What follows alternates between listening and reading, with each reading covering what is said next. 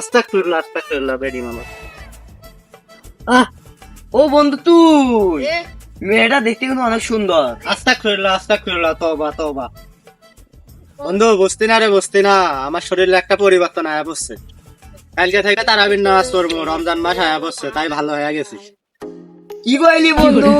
শয়তানে আবার ভালো হয়, আজকে জীবনে প্রথম শুনলাম। বন্ধু বাদ দে সব, চল ভালো হয়ে যাইগা। আর মানে আইতাছে এক লাইগা মিলা শপথ করি। জীবনে চুরি চামার কম করলাম না, রমজান মাসে বলতেছে ভালো হলাম।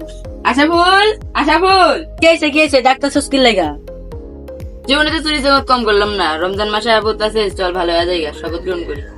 যা, আমি মুইটা পানি লইছি না। আরে বেটা, শপথ গ্রহণ করতে মুইতে পানি না লাগে না, চল। আমি তুই যা, আমি ছাড়তে পারবো না, আমার ওটা অভ্যাস হয়ে গেছে, তুই যা।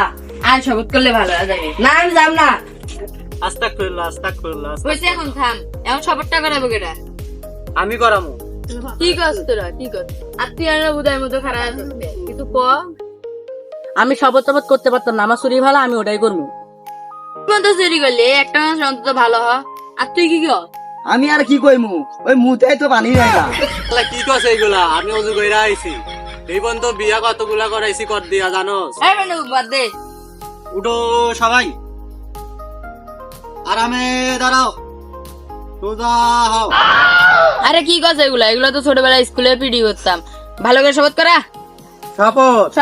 আমি শপথ করতাছি যে আমি শপথ করতেছি যে আজ থেকে তারাবির নামাজ 8 রাকাত পড়ে 8 রাকাত পড়ে ঢাক গাছের তলে খাড়ায়া থাকবো। ডাক গাছের তলে খাড়া থাকবো।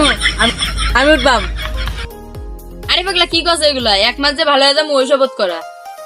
তওবা, সত্যি কথা আয়া বসছে বলে। শপথ।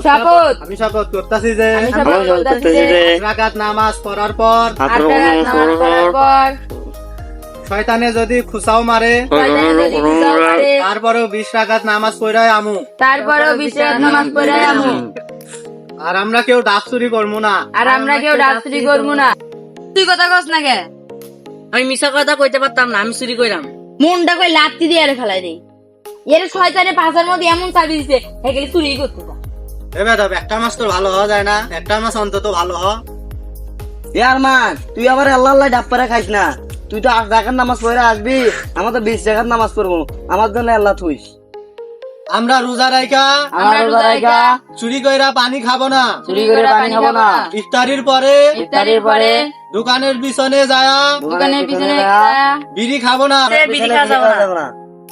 কে রে, তুই কেন টিপ মেরে বসে খারাপ আছিস কে? আরে বেটা, ইফতারির পরে বিড়ি না খেলে মাথা ঠিক থাকে না।